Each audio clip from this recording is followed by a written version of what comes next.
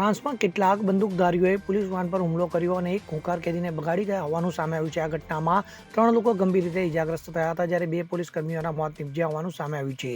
ફ્રાન્સના વડાપ્રધાન ગેબ્રિયલ અટાલે સંસદ માહિતી આપી હતી કે હુમલો ભારતીય સમય અનુસાર બપોરે 2:30 વાગ્યે ઇન્કારવિલેમાં થયો હતો, જ્યારે પોલીસે કેદીને રૂએન કોર્ટમાંથી જેલમાં લઈ જઈ રહી હતી. આ દરમિયાન તેના સાથીઓએ મોટરવે ટોલ પર પોલીસ પર હુમલો કર્યો હતો, જેથી પોલીસકર્મીના મૃત્યુ પર સંસદમાં 1 મિનિટનું મૌન પાળવામાં આવ્યું હતું. આ અંગે પોલીસનું કહેવું છે કે હુમલાખોરો 2 વાહનોમાં આવ્યા હતા. તેમણે પહેલા પોલીસની કારને ટક્કર મારી, પછી પોલીસ પર હુમલો કર્યો. આ દરમિયાન એક હુમલાખોર ઇજાગ્રસ્ત થયો હતો. તો મીડિયાના જણાવ્યા અનુસાર હુમલાખોરોએ કાળા કપડાં પહેર્યા હતા અને તેમની પાસે ભારે હથિયારો હતા. હુમલાખોરોની કાળા રંગની કારમાં આવ્યા હતા. એ જાણી શકાયું નથી કે ત્યાં કેટલા હુમલાખોરો હતા. Bureau report, CN24 news. હવે જુઓ દેશ દુનિયાની તમામ ખબરો તમારી આંગળીના ટેરવે.